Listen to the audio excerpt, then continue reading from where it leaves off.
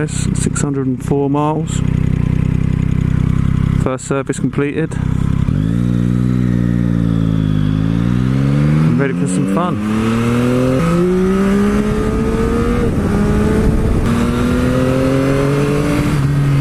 Fucking hell.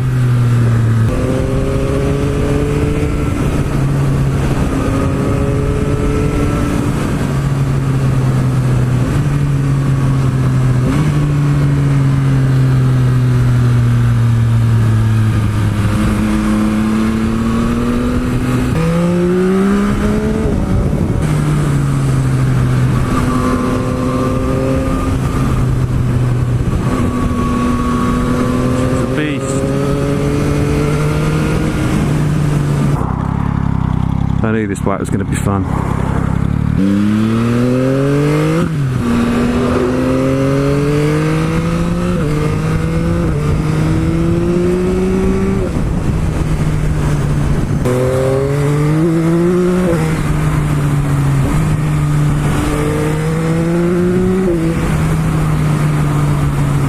Playing around with the suspension, managed to I generally find a lot of modern bikes, especially the more sort of performance orientated ones, you know, your S-line Ducatis and your R's and the SPs in this case. I find them a little bit stiff, and that's certainly the case with this one. So I've been playing around with the suspension, and there's a huge range of adjustment on this bike. But I've backed off the slow speed compression on the front, and also the high speed compression as well, which is good for the more sort of sharp edge bumps. And also sped the rebound up, sort of back that off as well. That's something that a lot of people sort of neglect to do, and it really does make a huge difference. You know, it's just a lot more plush, especially for these sort of roads. I can understand why you'd want it stiff if you're on a racetrack, but if you're on a British B road, then I think having a little bit of extra movement certainly goes a long way.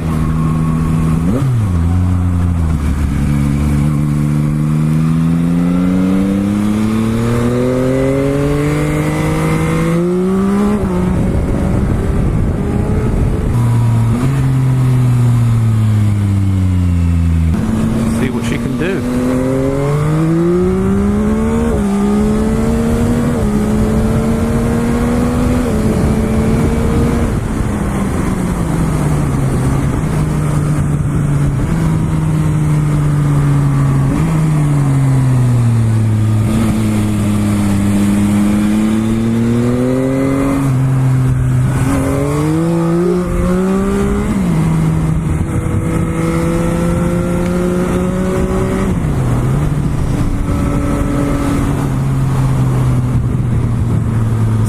Grip and then wheelied. As I've said before, it's so light and flickable, and it's that perfect combination of a real sort of punchy, gutsy, lively engine paired to a super sort of sharp, quick turning, light and agile chassis. You can really notice the light wheels on it as well. Like when you're pushing on, you know, it still changes direction a lot easier than other bikes that I've ridden.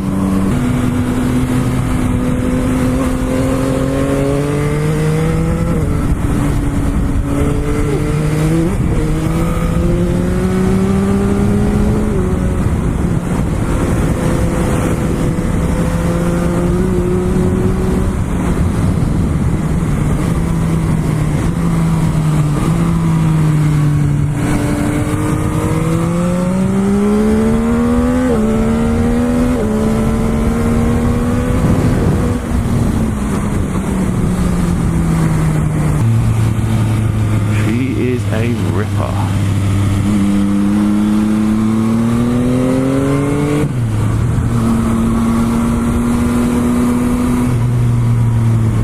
As I said before, you can do the slow speed stuff really well. I'm currently in drive mode 2, which is I think there's 4 modes, one being the most aggressive. But you know, it's buttery smooth, you can do the slow stuff. soon gets a bit tiring if it's, you know, really sort of jerky and unpleasant at low speeds. Because, you know, as much as we all like to give our bikes a good thrashing, you know, a lot of the time we are just poodling along.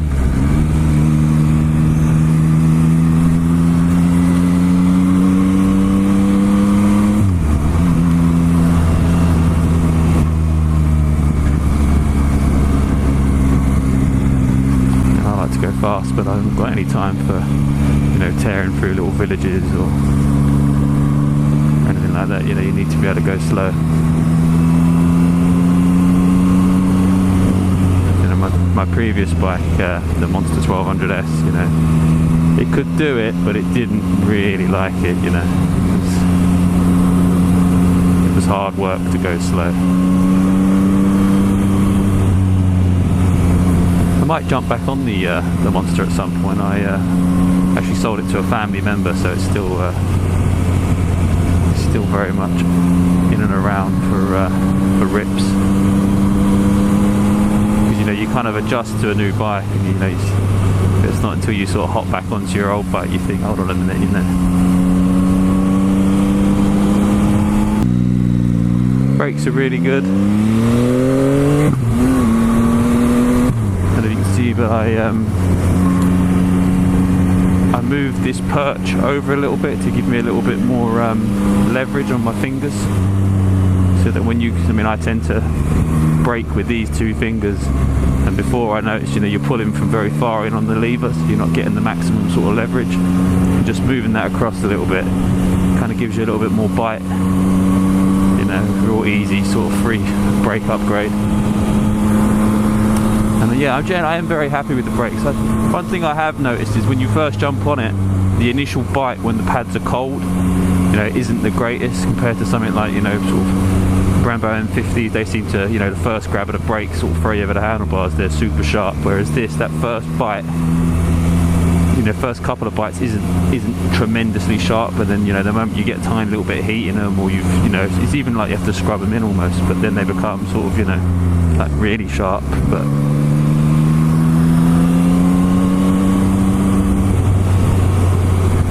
yeah, I might experiment with some EBC HH pads. They're the cheapest chips anyway, just to see if it improves that sort of initial first sort of, you know, first initial bit of braking when the pads and discs are cold. Just more as a bit of an experiment than anything really.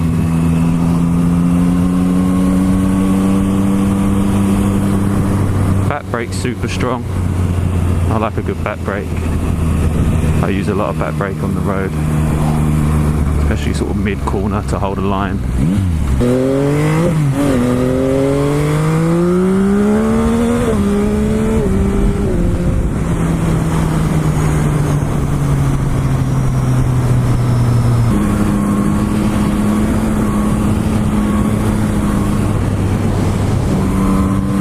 Doing a track day on it and duff up some sports bikes.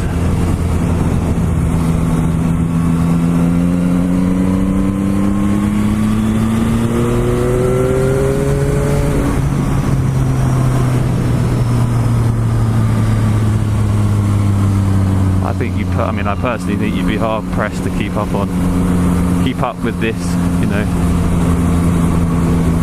on a lot of bikes, you know, even your Super Duke cars and that. Your big hyper nakeds, I think on these sort of twisty roads, if you can ride a bike, you know, you go as fast on this as you would on anything. The looks have grown on me more and more as well. I mean, I liked it to start with, you know, that's why I bought it, but as more and more time passes, I'm really liking the sort of stubby, aggressive look that it's got. You know, the haunches on the tank. I'm impressed with the overall finish. You know, the fleck that's in the paint. Everything about it, really.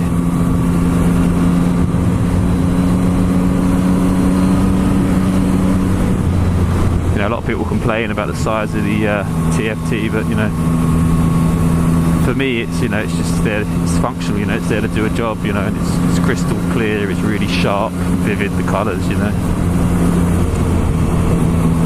I'm not really that interested in having an iPad bolted to the front of the motorbike. You know, it's just about riding for me rather than, you know, playing with gadgets and gizmos. Yeah, that's not to say that, you know, they haven't got their place, but, you know, for people that are into that sort of thing.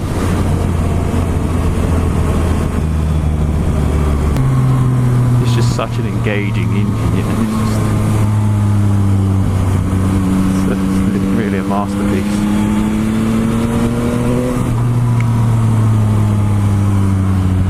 X5 game.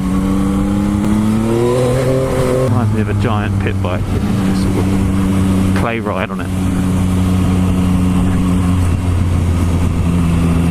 A Honda Grom on steroids.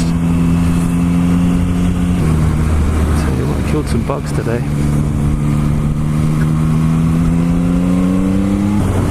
It's an all-round package for the road. I struggle to think really what touches it.